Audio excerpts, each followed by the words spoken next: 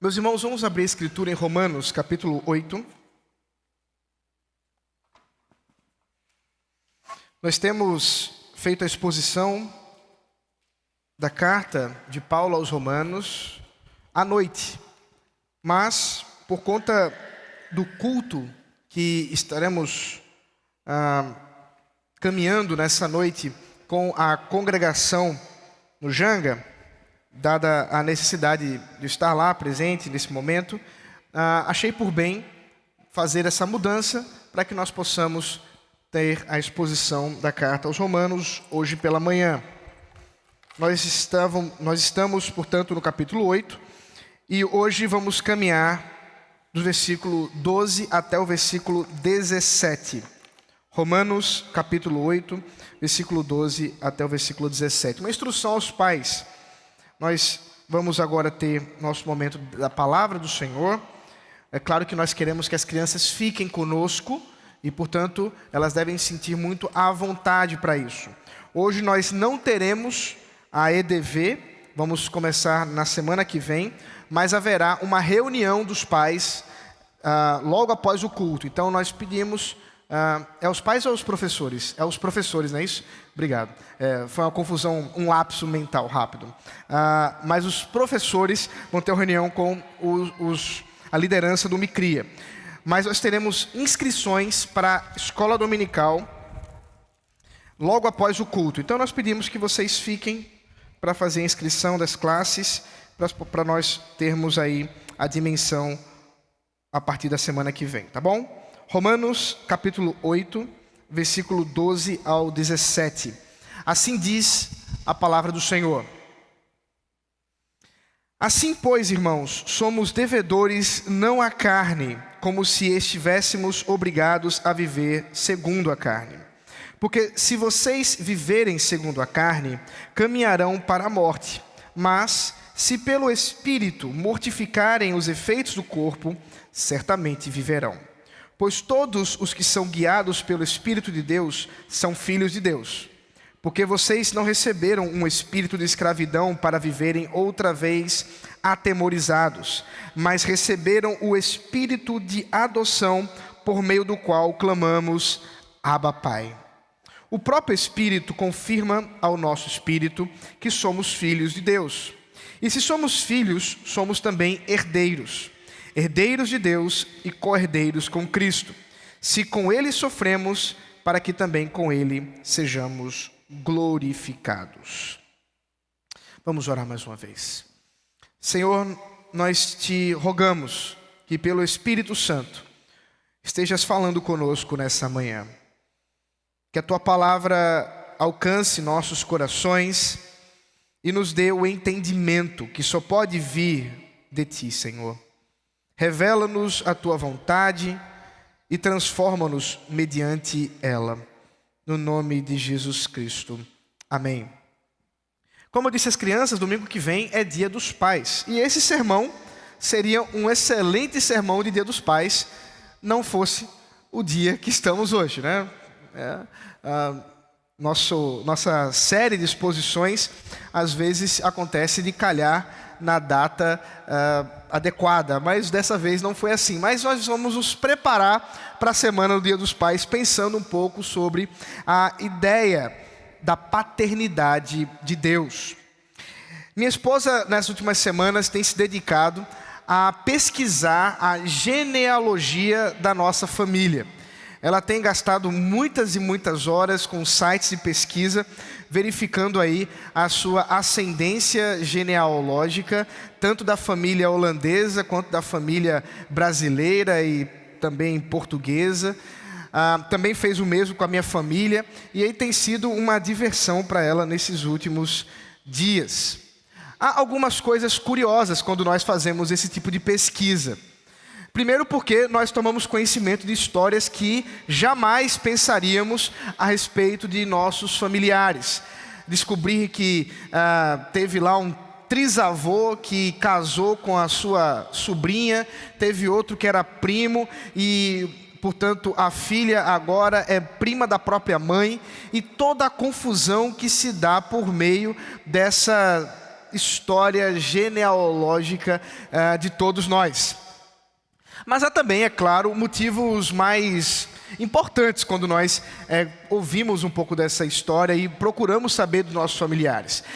Especialmente depois aí das pesquisas na área do DNA, da área de genética, vocês, geralmente, quando vão ao médico, é comum o médico perguntar se há na família pessoas com diabetes, pessoas cardiopatas e outros tipos de problemas que hoje, entende-se, estejam relacionados a questões genéticas.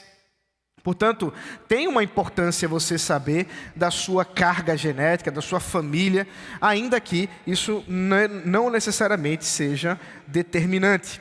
Há questões de identidade também. Você conhecer a sua família, de onde você vem, qual é a sua história, muitas vezes está associado a quem você é também. Conhecer um pouco da família, por exemplo, holandesa da minha esposa, saber que vem de uma cidade, dos habitantes daquela cidade e tudo que está associado a isso, ela já alcançou o século XIV, viu, gente, na sua pesquisa. 1388, 1328, já tem um personagem da família Schalkwijk lá na Holanda. Você conhece um pouco da sua identidade. Você conhece um pouco do seu lastro histórico. Mas tem uma coisa, e foi essa talvez que mais me trouxe curiosidade. São as repetições pecaminosas.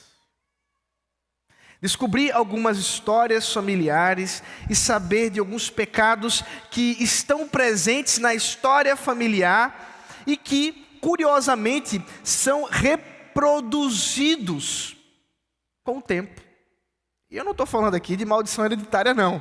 Se você pensou isso, deixa de lado. Eu estou falando que muitas vezes nós repetimos os pecados dos nossos pais.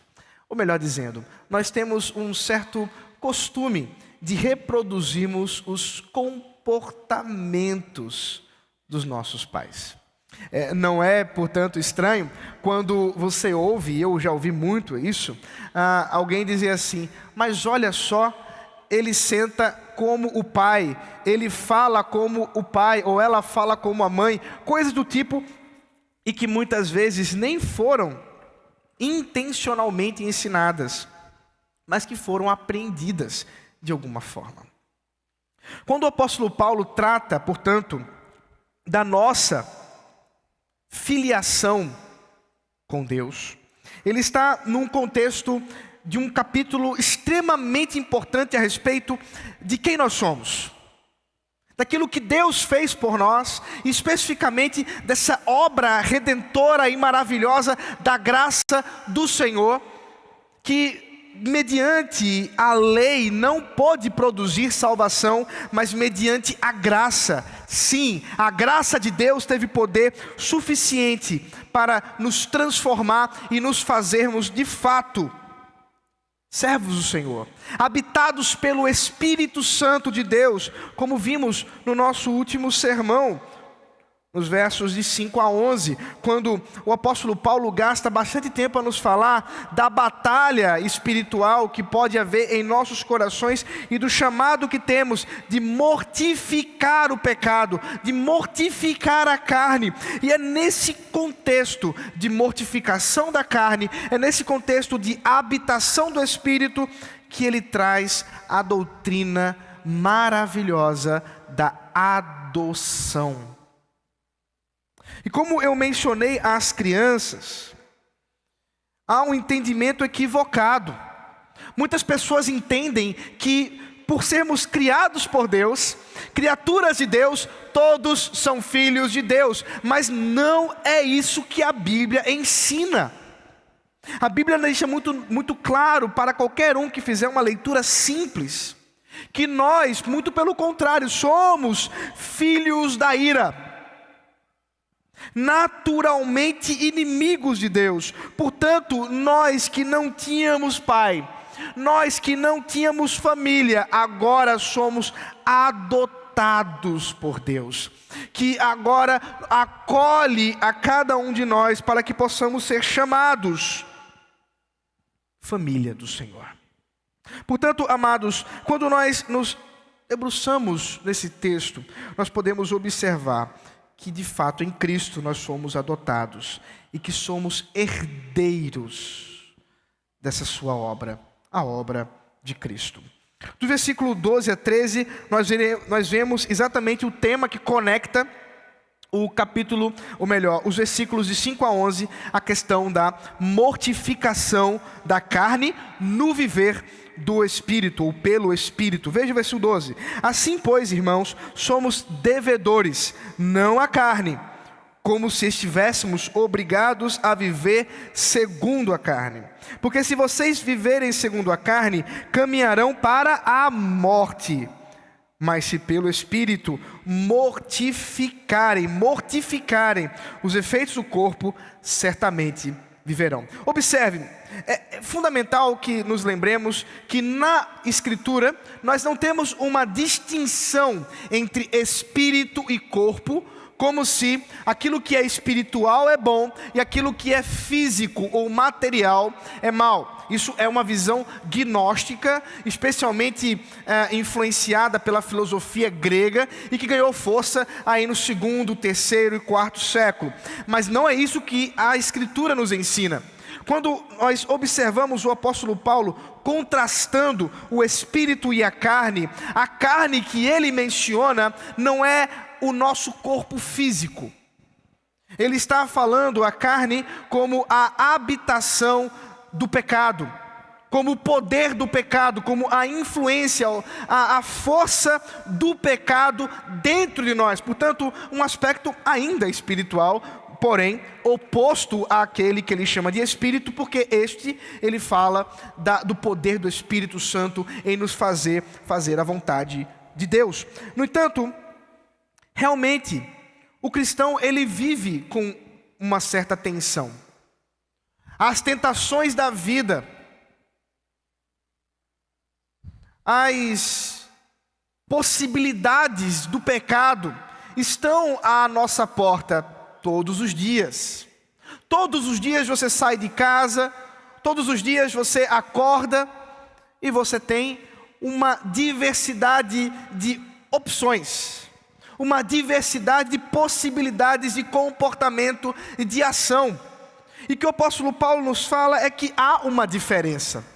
Aqueles que amam a Deus, aqueles que foram transformados pelo poder do Espírito Santo, em quem o Espírito Santo habita, de fato, eles vivem uma vida diferente. Por quê? Porque eles mortificam o pecado para viverem uma vida reta.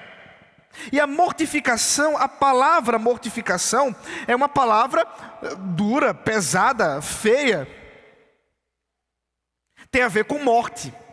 Mas por que é necessário que essa palavra seja falada? Porque, de fato, o que nós fazemos quando nós corremos do pecado, quando nós lutamos contra o pecado, é matar os nossos desejos. É matar os nossos impulsos de pecado e de rebelião contra Deus. Talvez um dos teólogos que mais escreveu sobre esse assunto é o puritano do século XVII, pastor congregacional John Owen. E há duas citações que eu quero trazer aos irmãos que reverberam bem a ideia bíblica do que é a mortificação. Ele diz: se você não estiver continuamente matando o pecado, o pecado, estará continuamente matando você. Se você não estiver continuamente matando o pecado, é ele quem estará te matando, porque estamos numa batalha de vida e morte, em que o pecado toma forma em nossa vida e se põe diante de nós como um desejo, uma pulsão, uma intenção, um planejamento, até que estamos completamente tomados pelo hábito da morte, pelo hábito da rebeldia, da rebelião contra Deus. E esses hábitos escravizadores, esses hábitos trazem a morte. É ele também que diz o seguinte: é o enfraquecimento habitual e bem-sucedido do pecado que envolve a luta e a contenda constante contra a carne através do Espírito Santo. Aqui, portanto, se coloca diante de nós os hábitos virtuosos de louvor e adoração a Deus e os hábitos escravizadores de pecado. E é sobre isso que Paulo trata ao nos mostrar que existem duas caminhadas. Caminho, entenda, tem a ver com algo que é contínuo, algo que envolve uma diversidade de ações, de hábitos. Portanto, quando Paulo nos fala que há aqueles que caminham para a morte segundo a carne, e aqueles que caminham pelo Espírito ao mortificarem o corpo, ele está nos falando de hábitos. E nós somos seres de hábitos. Na verdade, em nossos hábitos, nós habitamos. É aqui o jogo de palavras, só para a gente entender a profundidade do que significam os nossos hábitos. Os nossos hábitos são ações que nós tomamos quase que corriqueiras e muitas vezes sem nos darmos conta, e que se tornam de fato a nossa liturgia diária. E a grande pergunta é: se nós observarmos a liturgia da sua vida, se pudéssemos passar um filme com a sua vida, com as suas ações, com os seus pensamentos, com os seus planos, com os seus projetos, essa liturgia apontaria para a glória de quem? Essa liturgia apontaria para a adoração de quem? Os nossos hábitos, os nossos atos diários não são meros acúmulos de ações aleatórias. Pelo contrário, são formadores daquilo que nós somos. Portanto, todo dia você acorda, todo dia você trabalha, você come, todo dia você escolhe alguma coisa para vestir. Todo dia você fala com alguém, não deixa ou deixa de falar com alguém. Todo dia você faz uma diversidade de atos.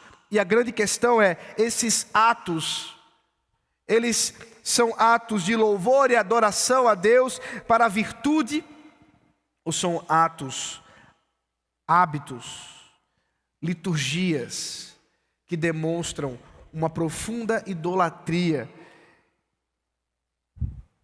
e um caminho de morte segundo o pecado.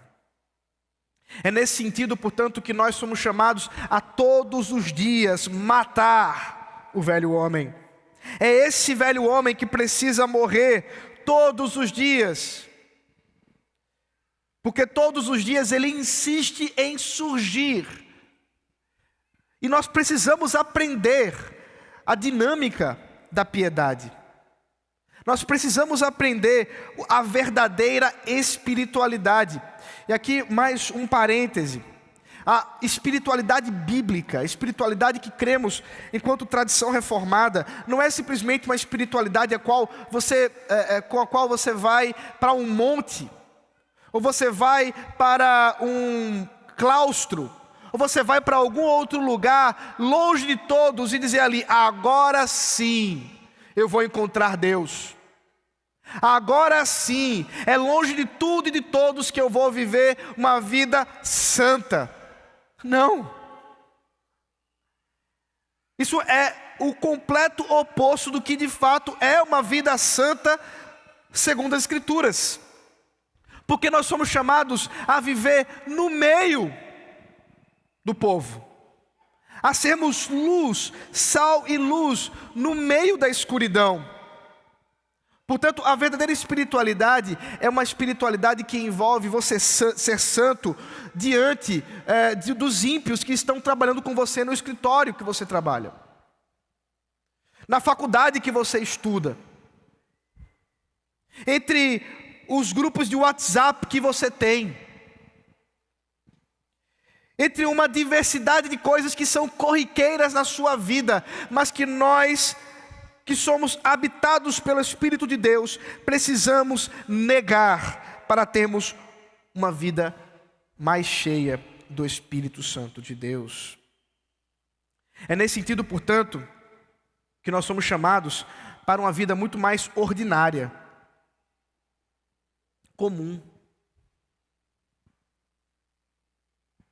Nós somos chamados a entendermos que os hábitos que Deus quer que nós tenhamos são hábitos no meio da nossa vida completamente comum.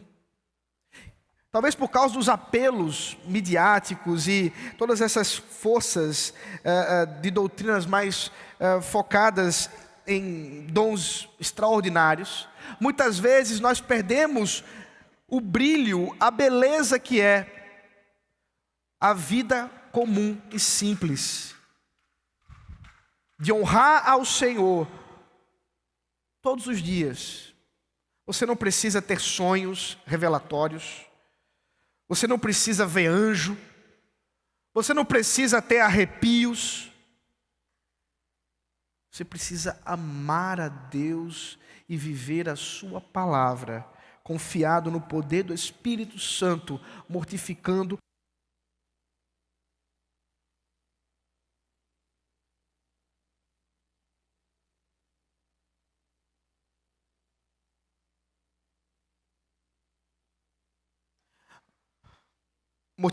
a carne todos os dias. É nesse sentido, portanto, que nós somos levados a considerar a adoção do Pai. A partir do versículo 14, portanto, o apóstolo Paulo nos mostra que não só somos habitados pelo Espírito, mas esse Espírito Santo nos revela uma relação familiar. Veja o versículo 14: pois todos os que são guiados pelo Espírito de Deus são filhos de Deus. A ideia aqui de sermos guiados pelo Espírito envolve não meramente como se fôssemos levados pela mão, mas muito mais sermos controlados ou direcionados pelo Espírito de Deus. A obra de santificação é a obra de Deus. Recentemente, na semana que passei em Cuiabá, teve um pastor que chegou para mim, parou, não o conhecia, ele parou e fez assim: pastor, me ajude aqui. Eu disse: diga aí. Eu tenho uma dúvida. Como é que é o processo de santificação? Porque ele tinha ouvido alguém dizer que enquanto que a justificação é um ato de Deus, a santificação é um ato da obra humana. E, portanto, na salvação envolvia obras humanas. Eu disse: meu irmão, vamos voltar para as Escrituras. Vamos voltar para os nossos símbolos de fé que deixam claro o que isso significa. E essa tensão muitas vezes causa-nos uma certa confusão. Porque enquanto que há uma diversidade de ordenanças, de ordens e exortações da palavra de Deus para que nós vivamos a santidade, é o próprio Deus que diz quem nos guia para essa santidade. É aquele que começou a boa obra, que há de completá-la. Portanto, é o Espírito de Deus que habita em nós e que controla o nosso ser e que direciona a nossa vida e que, portanto, de fato, nos faz ser santos. Mas é esse Espírito também que nos dá a convicção que somos filhos de Deus. Amados, ser filhos de Deus, ser adotados por Deus, é um privilégio, é uma graça maravilhosa. Dentro do contexto judaico, isso não era algo tão comum assim, ainda que houvesse alguma possibilidade de adoção, mas a lei romana previa que quando um homem rico, para que pudesse ter herdeiros, não tendo tido filhos, ele poderia adotar uma criança, adotar um jovem, em que ele traria para sua casa e tomaria aquele jovem como sendo seu próprio filho, e a partir de então, pela lei, ele seria filho daquele homem, com todos os benefícios, com todas as responsabilidades e toda a herança. Portanto, quando Paulo nos traz a ideia da adoção, ele nos está falando de algo que tem a ver com uma transformação dos nossos relacionamentos. Nós agora somos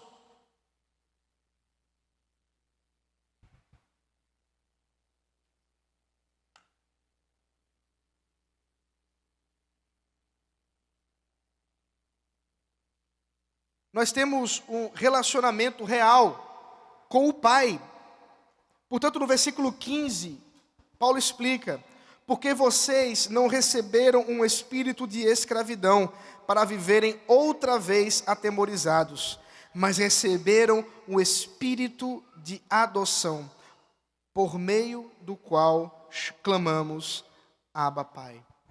A expressão Abba, Pai, que Paulo traz para a nossa reflexão, traz a ideia de intimidade. Muitos traduziriam como algo no diminutivo, uma espécie de uma expressão mais carinhosa. Na nossa linguagem nordestina seria o painho. Ele está dizendo, portanto, que o Espírito Santo é quem nos permite dizermos painho. E é painho não por mera formalidade. E é painho não simplesmente porque ele está dizendo, agora me chame assim. É painho porque de fato houve uma mudança, uma transformação. Nós fomos acolhidos por Deus. Eu não sei qual é o seu contexto familiar. Eu posso falar do meu. Eu fui criado sem pai. Meu pai não me registrou. E diante das pesquisas de Hendrika nas genealogias dela, não há da parte dele qualquer interesse ao meu respeito. Mas o Senhor, no seu amor, na sua infinita graça, providenciou que uma diversidade de homens, tios, avô, irmão, pudessem suprir uma figura masculina. Mas de fato nenhum deles é meu pai. Mas eu tenho um pai. Um pai real, que não é mera formalidade, mas de um pai, o Deus Todo-Poderoso, que resolveu me amar, sem que houvesse de minha parte qualquer coisa que lhe chamasse a atenção. Qualquer coisa que me fizesse merecedor dessa adoção. Ele me adotou com sua graça, com seu amor, e por isso eu posso chamá-lo de pai. E é o único que eu faço isso. Eu não sei qual o seu contexto familiar, mas hoje esse mesmo pai nos diz que pelo Espírito Santo você também tem pai. Você também pode chamar a ele com carinho, porque você faz parte da família de Deus. E essa certeza brota do nosso coração, diz Paulo, porque o Espírito de Deus nos faz ter a convicção de que somos de fato filhos de Deus. É o Espírito Santo de Deus quem nos dá essa garantia. Eu não preciso procurar o meu registro no cartório, onde ali está o registro de paternidade de Deus. Eu não preciso disso, porque o Espírito Santo de Deus que habita em mim, me garante, me atesta e me faz ter a convicção, a certeza da paternidade de Deus em minha vida. Isso diz respeito a todos aqueles que pertencem ao Senhor. É nesse sentido, portanto, que somos herdeiros dele. Herdeiros juntamente com o seu Filho. E é assim que Paulo conclui Versículo 17. E se somos filhos, somos também herdeiros. Herdeiros de Deus e co-herdeiros com Cristo. Se com Ele sofremos, para que também com Ele sejamos glorificados. Aqui o apóstolo Paulo inicia um novo tema que ele vai desenvolver a partir do versículo 18, que é a questão do sofrimento. Que aquilo que o pai deu ao seu filho, fazendo-o enfermar, fazendo-o sofrer em nosso favor, em nosso lugar, também nos permite com ele termos a certeza de que qualquer sofrimento dessa vida não é em vão, porque a herança que nos está posta é algo muito maior do que qualquer sofrimento que essa vida possa oferecer. O que ele nos fala é: vocês agora, filhos de Deus, herdeiros de Deus, co-herdeiros com Cristo, recebem da parte de Deus os mesmos privilégios, sejam os privilégios de padecer em nome do Pai, padecer por Deus, em obediência a Deus, na fidelidade do Senhor, mesmo em meio a circunstâncias difíceis. E a igreja de Roma iria muito em breve padecer terríveis sofrimentos, terríveis perseguições. Essa mesma igreja que em apenas alguns anos, ou talvez menos que isso, iria sofrer as mais terríveis perseguições do Império Romano, onde os corpos dos cristãos serviam de luminárias para a cidade romana, onde estavam ali queimados vivos. O privilégio de sofrer por Cristo também nos dá a esperança da glória do porvir.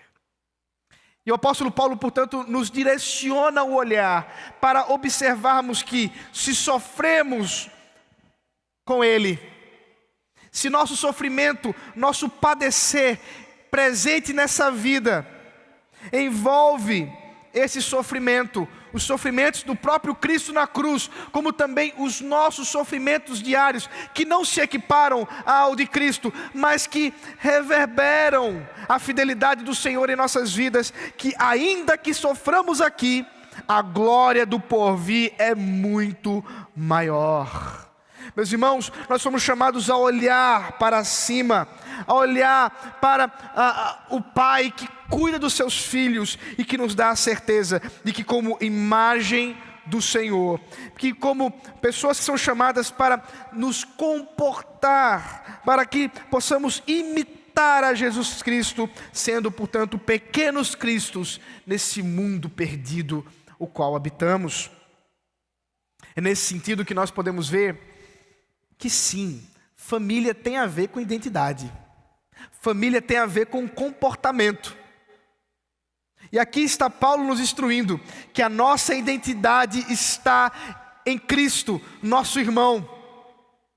Está o nosso comportamento fundamentado no próprio comportamento de Cristo, portanto somos chamados a imitá-lo, à semelhança do que Ele fez por nós, para a glória de Deus Pai. Amados do Senhor Jesus, você tem pai. Esse pai não é qualquer pai. Esse pai não é alguém que possa te abandonar. Não é um pai que possa morrer. Não é um pai que possa mudar de ideia. É o Pai eterno, o Pai todo-poderoso, que nos permite ter uma nova carga genética. Se você pudesse dizer da sua carga genética passada, do velho homem, você poderia dizer: olha, temos várias mazelas familiares. É adultério, é mentira, é assassinato, é idolatria. Olha, meus antepassados estão com a cartelinha dos 10 mandamentos toda completa. Mas o Espírito Santo nos dá uma nova família. Uma família espiritual, uma família com uma carga genética diferente, porque o nosso irmão Jesus Cristo não fez nada disso. E é por causa dele que nós também somos chamados a abandonar o pecado e viver segundo uma nova vida, uma nova história familiar. É por isso que estamos aqui, somos igreja, família do Senhor Jesus Cristo. Você pode olhar para o lado, para o outro e ter a maravilha e o privilégio de saber que você tem irmãos. Nós estamos aqui, entre família. Os filhos de Deus andam no Espírito, mortificam a carne e aguardam ansiosamente pelo seu irmão. Aguardam vivendo segundo a sua vontade, nos hábitos da virtude. Aguardam com alegria que em meio ao sofrimento, nada disso é em vão. Esse mundo vai passar, mas o amor do Pai jamais passará. Ser família de Deus é um privilégio, mas é graça. É graça sobre graça.